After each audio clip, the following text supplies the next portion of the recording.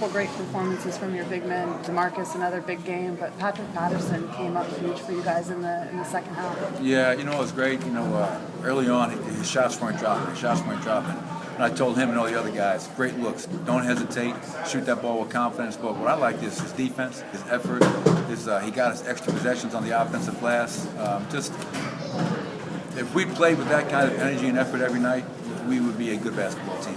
So we lost the game tonight, but tomorrow night, if we come out with the same kind of effort and play for 48 minutes like that, we'll be a pretty good team at some point.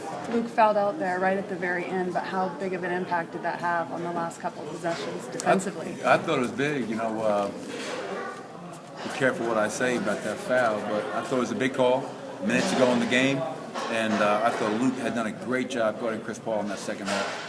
And that's 2 games now where we put him on the other team's best player, if you will, and he locked down Gerald Green, and I thought he did a very good job guarding Chris Paul tonight. So him going out, now you're forced to put in Ben McLemore, who's been sitting a lot of the half, wasn't in rhythm, but that's the breaks of the game.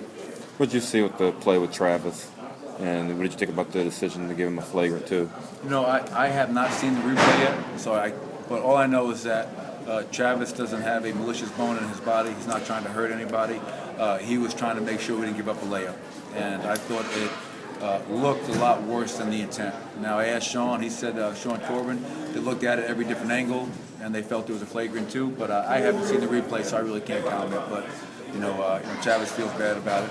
And it's just part of it, I guess.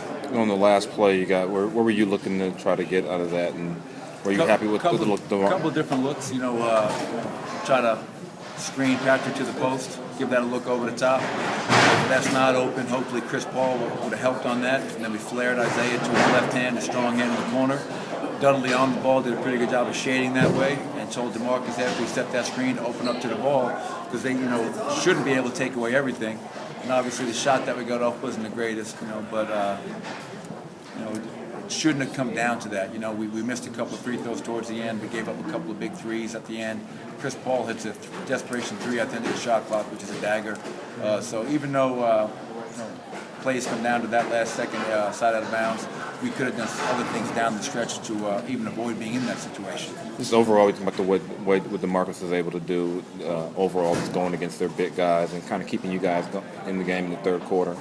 Yeah, DeMarcus is our guy. Him and Isaiah are our go-to guys, our leaders on the floor. They give us a lot of energy and production on the offensive end. And DeMarcus is battling. He's taking all their hits and banging, and I think he only got to the foul line 6 times, but he kept on competing and making plays and battling on the defensive end. So again, not just for him, but for our whole team.